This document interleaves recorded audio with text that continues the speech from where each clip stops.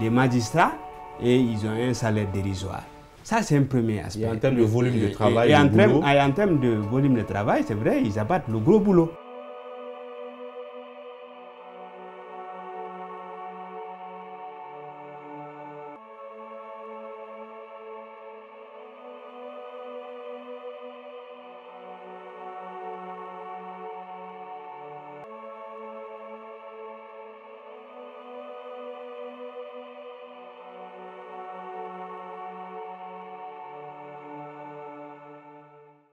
Voilà, cette image, ce côté comique, ces propos, vous ne les entendrez plus. Cette image d'Aboulaye Ba, on ne la verra plus. Il a quitté ce monde et son dernier plateau télé, il a fait dans cette émission, le Club de l'Actu. C'était le samedi 16 juin dernier. Voilà donc, de retour sur ce plateau, je vais donner la parole à mes invités sur ce plateau. Je commence par la seule femme parmi nous, Moussaïr Roba. Vous avez connu Aboulaye Ba, ce que vous saviez de lui et quand remonte votre dernière rencontre? C'est difficile de parler d'Aboulaye Ba. Vous savez, plus souvent dans la vie, on sait que l'on est proche de la mort.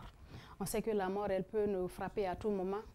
Mais jusqu'à l'instant T, jusqu'à maintenant, j'ai du mal à croire que réellement, Aboulaye Ba nous a quittés. Parce que ça a été tellement tragique, ça a été tellement rapide. Vous imaginez, il y a une semaine, il avait encore un peu de temps à vivre. Il était sur ce plateau avec vous. Et moi, c'est la personne que j'ai appelée pour me confirmer le décès d'Aboulaye Ba. Je lui ai posé la question 3 fois. Aboulaye Ba est mort. Vu que la personne était à côté de son épouse, Marie-Louise, elle ne voulait pas me dire officiellement, là-bas, il est mort. J'ai posé la question 3 fois. Il a fallu que je vienne sur les lieux pour m'en persuader.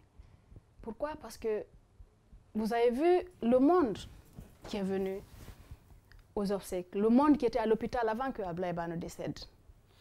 Parce que l'homme, il avait des amis dans le monde des médias, des amis dans la vie des acteurs politiques, de la société civile, mais dans le monde virtuel. Vous avez vu des gens qui sont venus, qui n'ont jamais vu Aboulaye Ba, mais qui ont juste aimé ce qu'il écrivait, qui ont juste liké ses posts, qui ont juste aimé l'humour qu'il avait, il réussissait. Si vous étiez angoissé, il suffisait d'aller sur la page d'Aboulaye Ba. Les gens se demandaient, mais d'où il sort ces images? Aboulaye Ba est prêt à payer de l'argent pour avoir une image, juste pour faire rire les gens. C'est vrai. Ça, c'est pas donné à n'importe qui. Aboulaye Ba, c'est le symbole de la bonté. Je crois encore aujourd'hui beaucoup plus, un peu plus, à ce que disent les gens, que les bonnes choses ne durent jamais. Le parcours d'Aboulaye Ba, la vie d'Aboulaye Ba, en fait, c'est le symbole d'une vie réussie. Sa vie n'a pas été longue. 40 ans, on se dit que oui, c'est encore jeune, on pouvait faire beaucoup plus. Mais vous imaginez, vous avez vu l'honneur, les honneurs qui lui ont été rendus. On va revenir tout à l'heure sur... Moi, l'homme, je l'ai rencontré ici pour la dernière fois à la rédaction.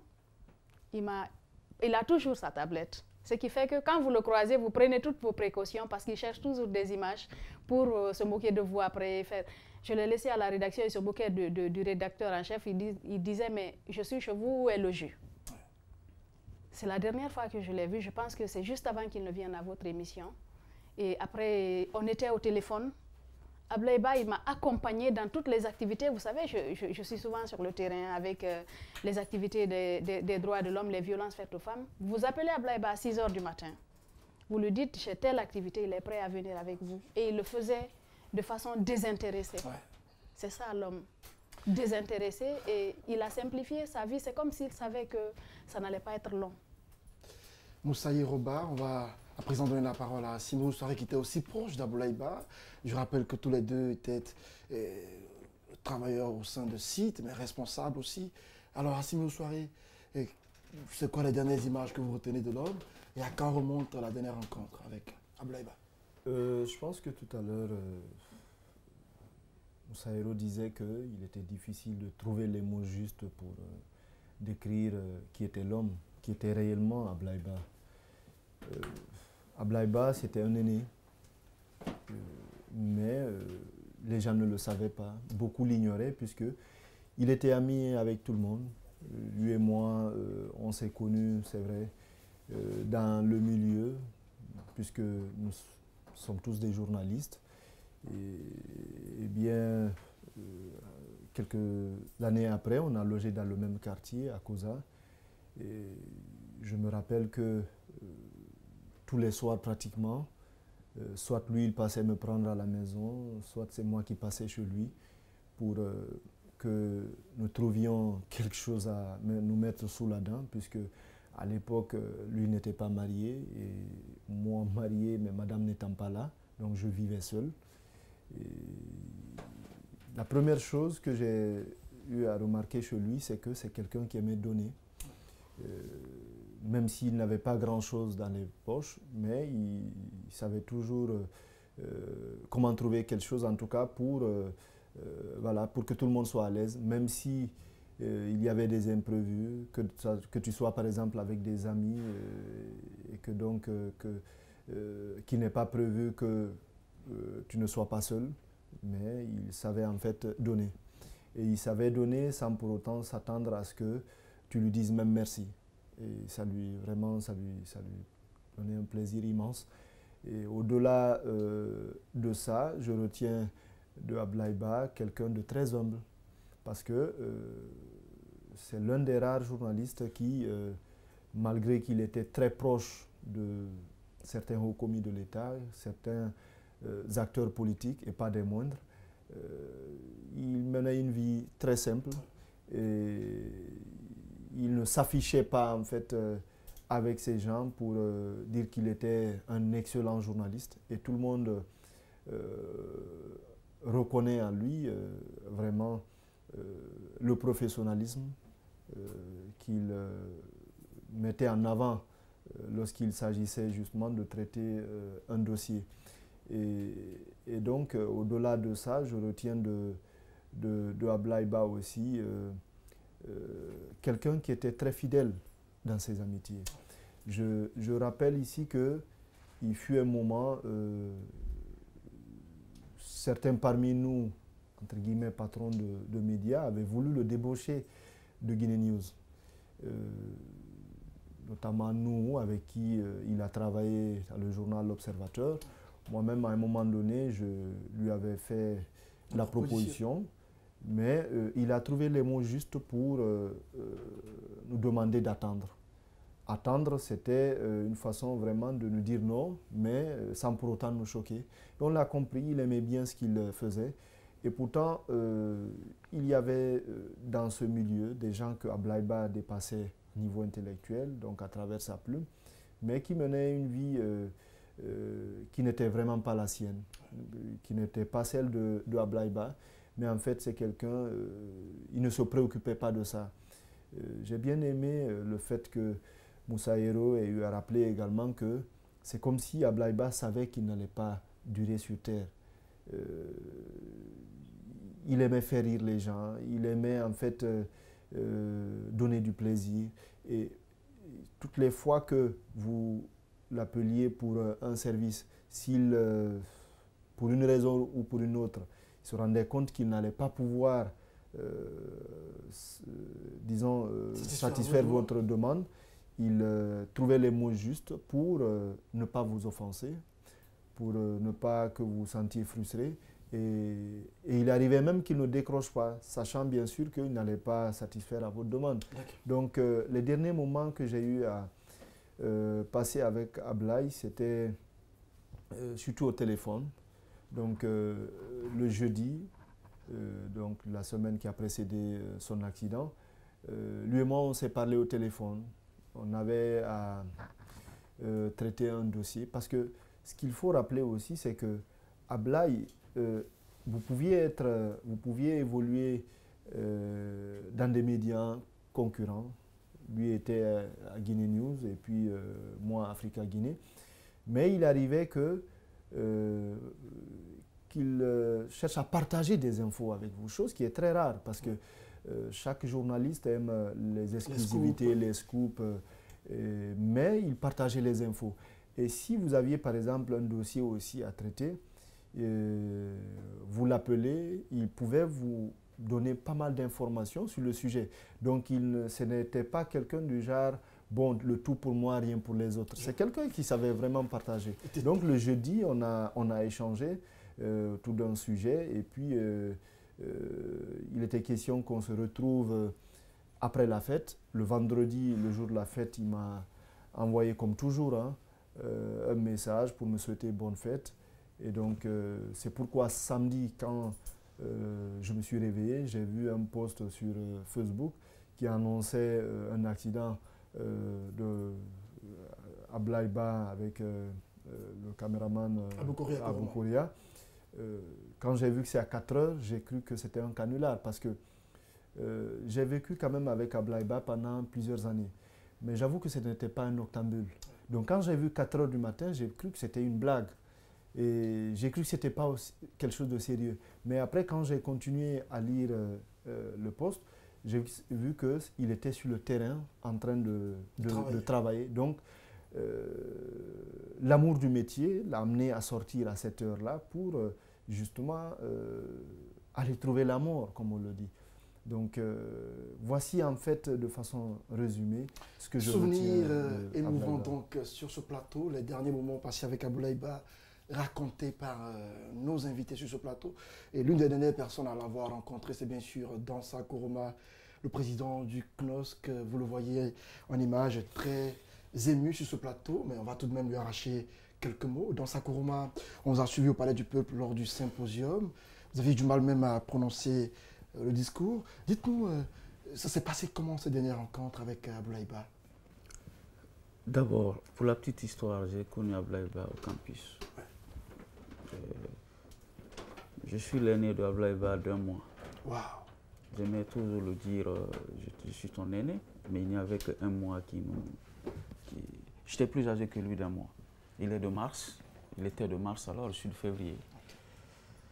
Du 10 mars, je suis du 9 février.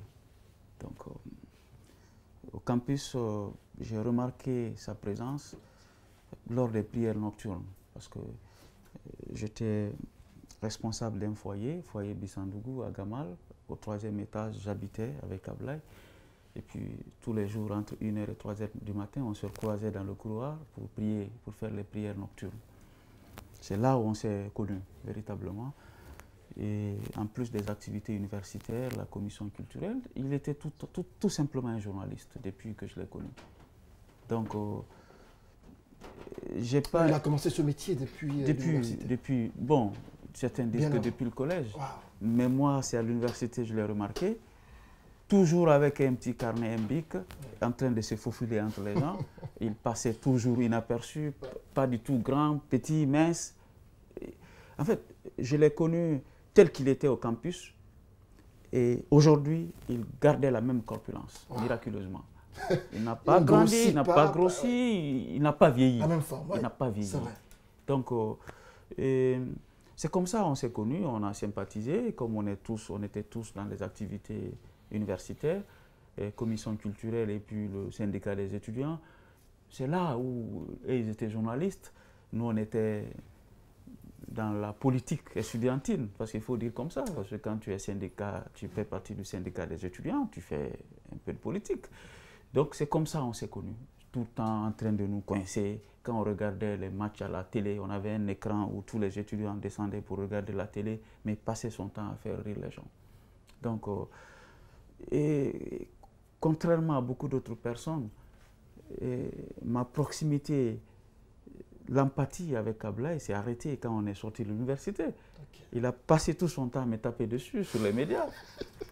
Quand je lis ses articles... Ouais. Il ne vous faisait pas de cadeau? Non, je fais partie des personnes que Ablaï n'a pas tolérées sur les articles. Alors, la dernière fois, comment ça s'est passé? Il a écrit un édito, après que j'ai pris les commandes du conseil, mais on dirait, quand j'ai lu l'édito, c'est comme si j'étais responsable de ce qui s'est passé dans l'organisation. Ah, je n'étais pas à l'aise. Je l'ai appelé, il a refusé de prendre. Comme tu l'as dit, effectivement, il a refusé de décrocher. On se rencontre au palais par hasard. Paf, je l'intercepte. Je dis, viens. Je l'enlève parmi les gens. Je dis, mon gars, on est des amis, on est des copains. Tu ne peux pas passer ton temps à me taper dessus. Je dis, qu'est-ce que tu veux? Il dit, non, laisse tomber ça, mais c'est comme ça. Si tu as décidé d'être devant les gens, attends-toi qu'on te tape dessus. Je dis, d'accord, continue à faire ce que tu veux. on s'est séparés. Mais ce que je retiens, les autres l'ont dit, Ablaye n'a jamais demandé de l'argent à quelqu'un. Pour son travail. Jamais. Sinon, nous, société civile, avec toute cette concurrence-là, les gens sont tentés de venir corrompre les journalistes pour faire les choses. Ablaye, personne n'ose lui demander de l'argent. Et d'ailleurs, quand tu lui donnes de l'argent ou tu lui proposes de l'argent, l'article qu'il fera après sera plus dur que ce qui... Il était comme ça. Donc, d'une manière ramassée, la dernière fois, c'était le samedi, peut-être après votre émission, je l'ai téléphoné et puis j'ai souhaité bonne fête. J'ai dit, bon, mon gars, comme tu as passé ton temps à me critiquer, moi j'ai pris une initiative, je veux qu'on fasse l'initiative là ensemble. Je veux qu'on crée un observatoire de la gouvernance. Tu sais, le chef de l'État nous a défiés de nous montrer des preuves. Je dis donc, je compte sur toi pour qu'on travaille sur ce dossier. Et parmi les journalistes qu'on a cooptés, tu fais partie, même si on ne s'entend pas, mais donne-moi l'occasion cette fois-ci qu'on travaille sur ce dossier. Il dit, mon ami, ça là, l'opportunité est venue pour qu'on travaille ensemble, parce que je suis vraiment décidé à apporter quelque chose dans ce projet. Alors, le dimanche, on se voit pour pouvoir discuter. Dimanche matin, moi je t'appelle pour qu'on se retrouve pour discuter. J'attendais cet appel-là. Quelqu'un m'appelle, pas le samedi, hein, le dimanche. Le dimanche. Pour me dire qu'il a fait un accident grave et son état est critique. Vous avez vu l'écran de mon téléphone, non? Il est caillassé. Le téléphone est tombé. Et ce qui m'appelle, c'est Diawara. Diawara qui savait que Ablaye Ba passait son temps à me taper dessus. Parce que Diawara disait, mais est-ce que Ablaye Ba c'est ton ami? Je dis, mais on faisait tout ensemble au campus. Il dit, mais pourquoi il aime taper sur toi? Je dis, bon, peut-être il veut me rendre endurant. Parce que si quelqu'un ne te tape pas dessus, comme un journaliste comme Ablaye, s'il te fait des critiques, si tu es intelligent, ça te permet d'avancer dans la société. Donc, Diawara, qui m'appelait chaque fois qu'Ablaye Ba écrit, tu as vu ce que ton ami a écrit sur toi? Lui, il m'appelle pour dire, mais tu sais qu'Ablaye Ba a fait un accident grave, et très grave. Mon téléphone est tombé, et je n'ai pas pu me ressaisir. J'ai pris maintenant pour commencer à appeler les gens. Et je prends ma voiture, je fonce à l'hôpital. L'atmosphère que j'ai vue, vraiment, j'étais pas... Donc, d'une manière globale, je ne vais pas du tout répéter ce que les autres ont dit. Moi, je retiens de Ablaye Ba un homme humble, pieux, bon, et professionnel, rigoureux et très efficace dans le travail qu'il fait. Les gens peuvent bombarder des qualificatifs, déjà ceux qui ne l'ont pas connu, chacun. Vous savez, on ne dit jamais la vérité au lieu de décès. Quand quelqu'un décède, on ne dit pas la vérité. Chacun veut parler pour faire plaire aux défunts. Mais la vérité est que Ablaye Ba a fait l'unanimité sur sa bonté. Je n'ai pas assisté à un obstacle en Guinée où il y a eu l'unanimité sur les valeurs de l'homme. Moi, je suis plus éprouvé que la plupart des personnes avec lesquelles il passait son temps. Pourtant, on était professionnellement, il n'était pas tendre avec moi. C'est pour vous dire, j'ai aimé le travail qu'il fait, l'indépendance qu'il avait par rapport à son métier, du fait qu'il travaille de manière désintéressée. Moussa Yoro l'a dit. J'appelle Ablaye Ba la nuit, parce que la plupart des institutions passaient par moi pour avoir ses services. Je l'appelle, je dis, bon, NDI souvent veut faire ça. Il dit, c'est quoi le sujet? Je lui donne le sujet. Il dit, je viens. Il prend sa tablette, il va, il fait l'interview, il m'appelle, il dit, c'est fait. Je dis, comment on se voit? Il dit, non, non, non, non, c'est bon. Il coupe le téléphone. Il ne veut même pas d'occasion entre vous, il ne veut même pas créer l'occasion. Pour parler d'argent. Pour parler d'argent. Donc, désintéressement, il a mené sa vie. Pieusement, il a accompli tout ce que peut-être le pèlerinage. Mais il y a des rituels, quand il les accomplit, c'est comme le pèlerinage. Je crois que c'est quelqu'un, un homme tout simplement bon. Et je demande vraiment à la nouvelle génération de faire comme lui. Hein. Et je souhaite vraiment, si la vie, la mort est une... C'est-à-dire, on ne peut pas échapper à la mort. Je crois que la manière dont Ablaye est parti, ça peut encourager chacun à croire à une fin remarquable, si et seulement si on a été bon.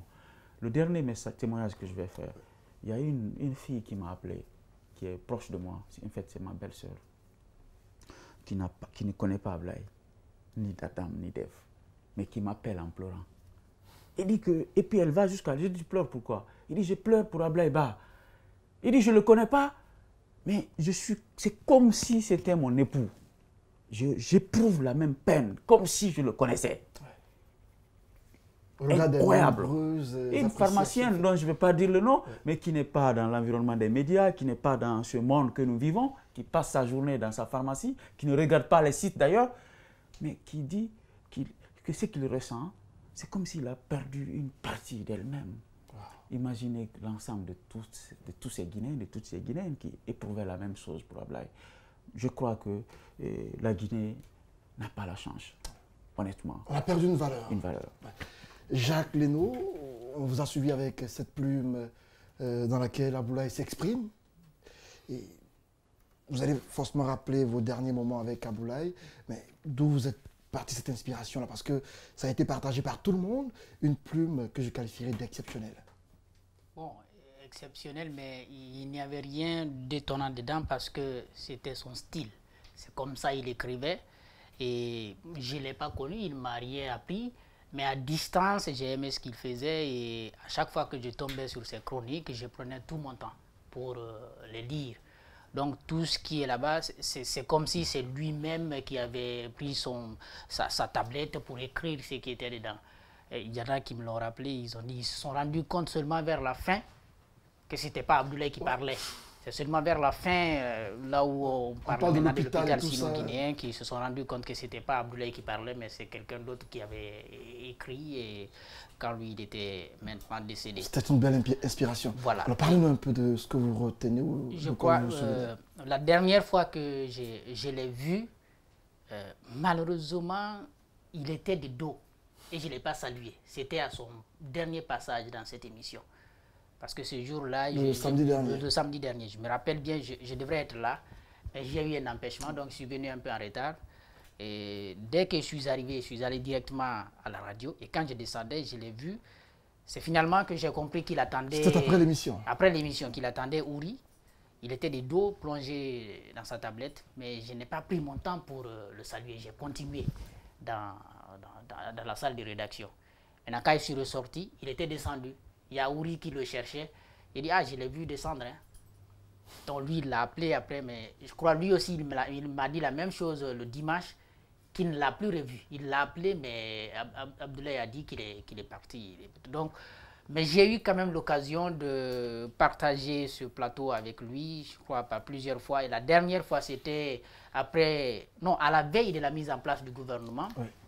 J'ai vu un journaliste qui était très en avance. Très imprégné. Très en avance sur nous autres par rapport à ce qui allait se passer. Ouais. Vous imaginez, le décret devrait être lu la nuit. Le lendemain, oui. Le lendemain, donc. Et donc, il s'est mis à citer les personnes qui allaient faire leur entrée dans le gouvernement. Et quand on dit, parce qu'il y avait tellement de rumeurs, on dit, bon, on a appris que tel autre va entrer. Et il dit, non, ça va, c'est pas sûr. Et il le disait à l'affirmatif. À l'affirmatif. On a parlé, je me rappelle bien de Baouri, il dit non, ce n'est pas fait. Maintenant, à chaque fois... Le cas d'Abakar Silla. Mokhtar, Abakar Silla. Ils ont tous confirmé. Tous ceux qui devraient faire leur entrée, il nous a dit ces noms-là ici. Et quand je suivais le décret, c'est comme si c'est Abdoulaye qui parlait, parce que les personnes dont il nous a donné les noms ici, c'est les mêmes personnes qu'on a nommées. Peut-être il n'y avait peut-être pas de précision au niveau des portefeuilles ministériels que les gens là allaient occuper, mais leur entrée, je crois, ça a été confirmé. Et je l'ai toujours vu comme ça, très en avance par rapport à nous autres. Peut-être qu'il n'était pas le seul, mais il était de ceux qui étaient dans les secrets, si vous voulez bien, des politiques. Il était dans les secrets des politiques, il était dans les secrets même de l'État. Là où nous avons parfois des difficultés à obtenir une petite information, Abdoulaye décroche quelque chose. Moi, je l'ai connu, je crois, en 2012. Je n'ai pas eu la chance vraiment de le côtoyer en dehors de la profession.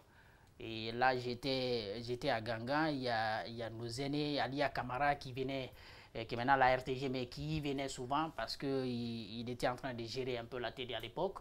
Donc, qui le faisait venir pour des émissions hebdomadaires. C'est là que je l'ai connu, mais après, c'est à distance. On a toujours, j'ai toujours vu ce qu'il écrivait. il est de ceux, là il faut le rappeler ici, qui ont commencé à faire le direct sur des sites. Ouais. C'était à l'occasion des manifestations politiques là. Je crois les radios faisaient des directs. Je me rappelle à l'époque, les radios faisaient des directs. Après, un jour, je vois sur Guinée News des directs qui commencent à tomber. À chaque fois, c'est comme si on écoutait la radio. Il ne parlait pas, mais avec ses textes, à chaque fois, il prenait une image et puis il postait, il mettait une petite description. C'était de l'innovation. Parce que j'ai vu ça après, d'autres sites qui l'ont fait après. Je crois qu'il a inspiré beaucoup de journalistes. Moi, il fut un aîné, mais il fait partie de ceux qui nous ont inspirés, qui nous ont même donné envie de continuer à pratiquer ce métier-là. Voilà tout ce que je retiens. Voilà donc rappel, je l'ai dit tantôt, émouvant sur ce plateau. On va à présent parler des circonstances de l'accident de ce dimanche 17 juin à 4 h du matin. On était à l'hôpital sino-guinéen de Kipéou.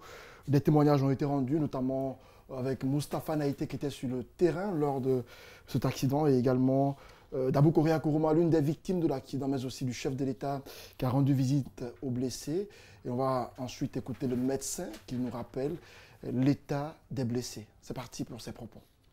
Traversé pour aller vers le véhicule maintenant pour m'embarquer. Je vois deux véhicules venir à vive allure, mais vraiment tombeau ouvert. J'ai pu esquiver en une fraction de seconde. Et mon assistant qui était derrière moi, tout de suite, le véhicule a commencé à le prendre et son pied s'est cassé. Et aussitôt, puisque les deux véhicules allaient côte à côte, l'un a vraiment poussé l'autre et il a pris le terre-plein. Et c'est là-bas, au niveau du terre-plein, que Abdoulaye Ba et Korea se trouvaient. Donc le véhicule qui a été catapulté de l'autre côté a pris les deux. Nous, on s'est arrêté sur le trottoir.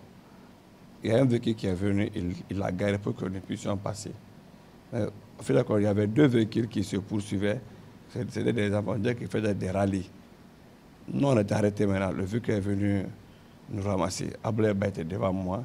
Et moi, pour moi, le temps pour moi pour quitter, c'était trop tard. On va sérieusement sanctionner. On ne peut pas accepter que les gens se mettent à se saouler et puis à se mettre à faire des courses en ville et à blesser des gens qui sont en train de travailler. Nous avons deux qui se trouvent dans un état très grave parce que c'est les traumatismes crâniens avec le score de Glasgow qui se trouve au niveau de 4. Donc leur état est vraiment grave. Ça veut dire qu'avec le saignement que nous avons constaté au niveau du cerveau et différentes complications que nous avons actuellement, et on ne peut que chercher à réanimer d'abord ces patients. Mais le score est vraiment grave, hein. Là il faut le reconnaître parce que le score normal c'est 15.